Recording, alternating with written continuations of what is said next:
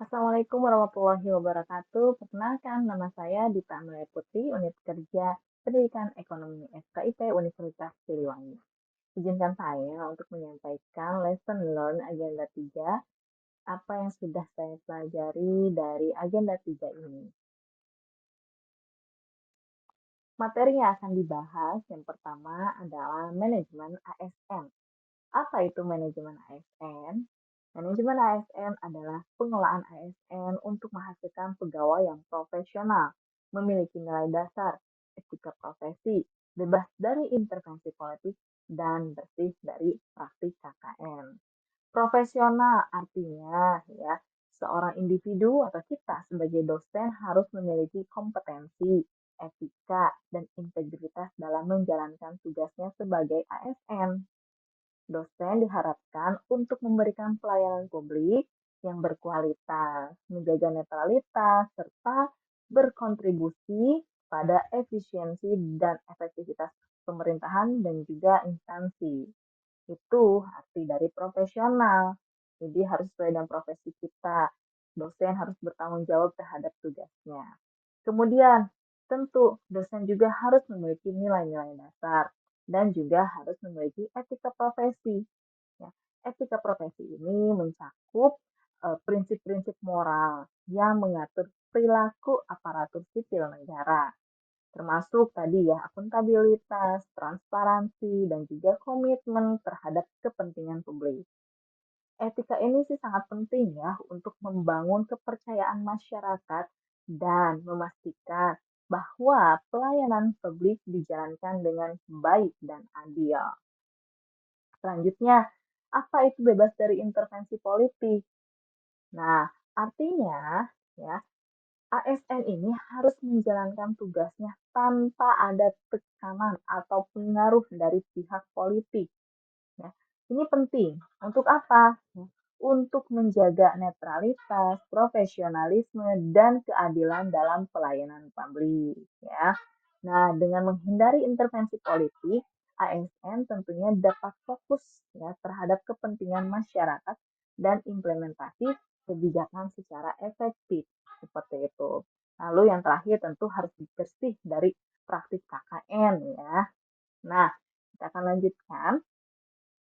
Di dalam manajemen ASN tentu kita perlu tahu ya, apa itu fungsi dan tugas ASN. Ada tiga. Yang pertama, sebagai pelaksana kebijakan publik.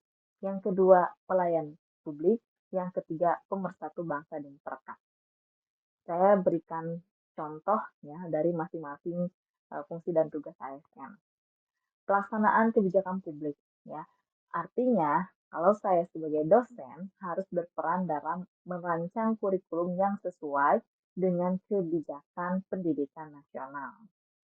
Kemudian yang kedua, pelayan publik. Artinya, dosen harus memberikan pengajaran kepada mahasiswa agar materi-materi yang disampaikan itu berkualitas dan relevan. Karena dosen harus mempersiapkan generasi penerusnya itu dalam menghadapi tantangan di masyarakat. Yang ketiga, pemersatu bangsa dan perekat. Yang seperti apa? Artinya, seorang dosen harus mengajarkan nilai-nilai keberagaman dan toleransi dalam kurikulum, mendorong mahasiswa untuk saling menghargai antara budaya dan suku, atau bisa juga dengan mengadakan seminar-seminar, diskusi yang tentunya melibatkan berbagai latar belakang di dalam suatu ruangan yang sama. Nah, itu ya fungsi dan tugas ASN. Dalam hal ini adalah eh, contohnya itu apa ya fungsi dan tugas ASN untuk dosen. Tadi kita sudah bahas mengenai tugas dari seorang ASN. Nah, sekarang kita harus mengetahui apa itu kode etika dan kode perilaku seorang ASN. Sebetulnya ini lebih banyak lagi ya, namun saya akan mengangkat 5 poin. Yang pertama, seorang ASN itu harus melaksanakan tugas dengan jujur dan penuh tanggung jawab. Yang kedua, melaksanakan tugasnya dengan cermat dan disiplin. Selanjutnya, harus sesuai dengan perintah atasan. Dan yang keempat, melayani dengan sikap sopan, hormat, dan tanpa ada tekanan. Dan kelima, menggunakan kekayaan atau barang-barang milik negara secara tanggung jawab. efektif, dan efisien. Tidak untuk pribadi ya. Selanjutnya, mari kita bahas mengenai sistem merit. Apa itu sistem merit? Sistem merit merupakan kebijakan ASN yang berdasarkan kepada kualifikasi, kompetensi, dan kinerja secara adil dan wajar tanpa membedakan latar belakang politik, ras, warna kulit, agama, asal muasal, jenis kelamin, status pernikahan, umur, ataupun kondisi kesehatan. Ya, artinya, kenapa sih mesti ada sistem merit ini? Tentu untuk mendapatkan profil pegawai yang produktif, efektif, dan efisien. Nah, bagaimana dengan manfaat sistem merit? Tentu yang pertama menjamin keadilan dan ruang keterbukaan dalam perjalanan karir seorang pegawai dalam meningkatkan kualitas diri. Yang kedua, dengan adanya sistem merit tentu akan mengarahkan SDM untuk mempertanggungjawabkan tugas dan fungsinya. Sangat bermanfaat sekali ya dengan adanya sistem merit. Materi yang kedua yaitu mengenai Smart ASN. Smart ASN adalah ASN yang memiliki kemampuan untuk menghadapi persaingan global di dunia digital. Karena kita sedang menghadapi dunia digital, artinya kita sebagai ASN harus mengetahui mengenai literasi digital dan harus mampu menguasai 4 kompetensi literasi digital. Yang pertama adalah digital skill. Artinya, kemampuan untuk mengetahui, memahami, dan menggunakan perangkat keras ataupun perangkat lunak TIK, ya, serta sistem operasi digital dalam kehidupan sehari-hari. Yang kedua, digital culture. Kemampuan untuk membaca, menguraikan, membiasakan, juga memeriksa, dan membangun wawasan kebangsaan nilai Pancasila, Bhinneka Tunggal Ika dalam kehidupan sehari-hari. Kemudian yang ketiga ada digital ethics. Kemampuan untuk menyadari, mencontohkan, menyesuaikan diri, merasionalkan, mempertimbangkan, dan mengembangkan tata kelola etika digital dalam kehidupan sehari-hari. Yang keempat adalah digital safety. Artinya kita sebagai dosen, kita sebagai ASN harus mempunyai kemampuan untuk mengenali, menerapkan, menganalisis, dan meningkatkan kesadaran perlindungan data pribadi dan keamanan digital dalam kehidupan sehari-hari. Nah, dengan mengetahui 4 kompetensi ini, diharapkan kita mampu dalam menguasai teknologi dan menggunakan teknologi dengan baik. Berdasarkan hal tersebut, timbullah pertanyaan, kenapa harus punya etika di dalam literasi digital? Yang pertama, supaya kita tidak melakukan hate speech atau terhindar dari hate speech, cyberbullying, dan hoax.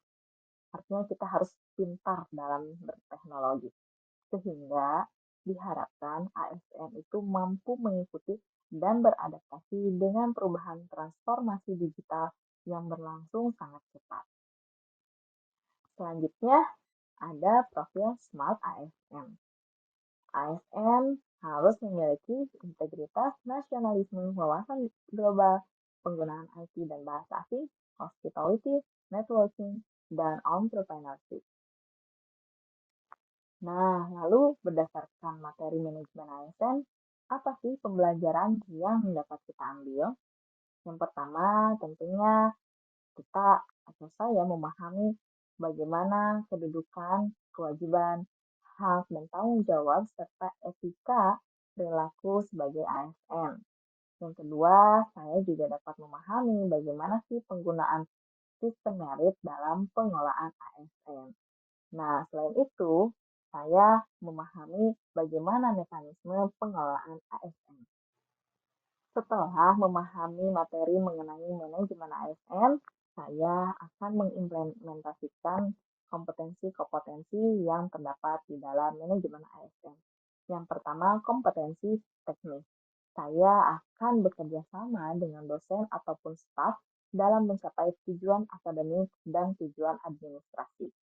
Selain pada itu, saya akan memfasilitasi perkembangan mahasiswa untuk bimbingan ataupun konseling, ya, ataupun dosen perwalian. Yang kedua, saya akan mengimplementasikan atau mempunyai kompetensi manajerial. Contohnya, saya akan berkomunikasi atau berinteraksi dengan baik dengan mahasiswa, rekan sejawat, ataupun staf, dan juga membangun hubungan yang positif. Yang ketiga adalah kompetensi sosial cultural. Nah, jika di kompetensi sosial cultural, artinya saya harus mampu menyesuaikan pendekatan pengajaran dengan kebutuhan nilai-nilai budaya mahasiswa. Dari ketiga kompetensi ini, ya saya juga harus mempunyai nilai-nilai integritas, moralitas, dan collaboration bersama sivitas akademik. Lalu, apa sih pembelajaran yang dapat diambil dari Smart ASN? Tentunya Smart ASN berkaitan dengan digital ya, dan saya akan memberikan pengajaran kepada mahasiswa dengan berbasis teknologi. Contoh implementasinya, yaitu penggunaan aplikasi yang tersedia di web, yang tersedia di internet untuk bahan evaluasi atau melaksanakan evaluasi. Selanjutnya, saya juga akan mengimplementasikan dengan cara membuat aplikasi digital pengarsipan ya untuk mengarsipkan dokumen skripsi mahasiswa agar bisa direview kembali, dilihat kembali dan juga tidak susah mencari dokumennya. Nah, setelah itu saya akan menjadi fasilitator untuk mahasiswa dan juga masyarakat berorientasi pada pelayanan dan saya akan berusaha untuk mengetahui apa yang dibutuhkan oleh dunia kerja dan dunia industri. Demikian lesson learned about the agenda 3 dan juga bagaimana implementasi dari manajemen ASN dan Smart ASN. Assalamualaikum warahmatullahi wabarakatuh. Bye.